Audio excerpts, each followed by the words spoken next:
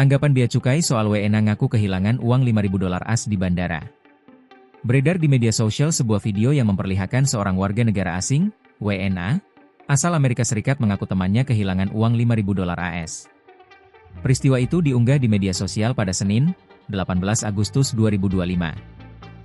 WNA asal AS itu kehilangan $5.000 AS saat sedang menjalani pemeriksaan di kantor Bea Cukai Bandara Internasional Soekarno-Hatta, SUTA, Tangerang, Banten.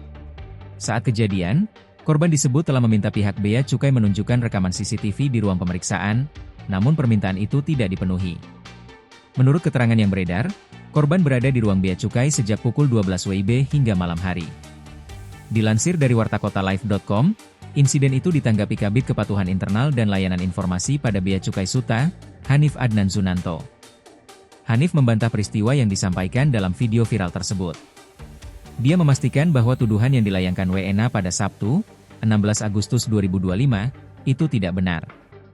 Hanif mengungkapkan dua ucapan WNA itu yang tak sesuai kenyataannya.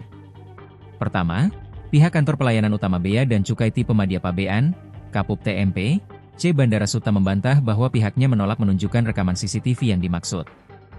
Dapat kami sampaikan bahwa rekaman CCTV telah diperlihatkan kepada yang bersangkutan dan rekannya, serta pihak aparat penegak hukum di Bandara Soekarno-Hatta, kata Hanif saat dihubungi Kompas.com, Selasa, 19 Agustus 2025.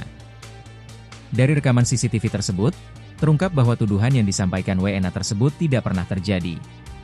Selain itu, Hanif juga mengklarifikasi bahwa penumpang yang membuat pengakuan bahwa dirinya kehilangan uang $5.000 AS di kantor Bea Cukai Bandara SUTA itu bukan WNA Amerika. Kedua, pria itu ternyata merupakan pemegang paspor Kamerun, Afrika Tengah. Download Tribun X sekarang, menghadirkan lokal menjadi Indonesia.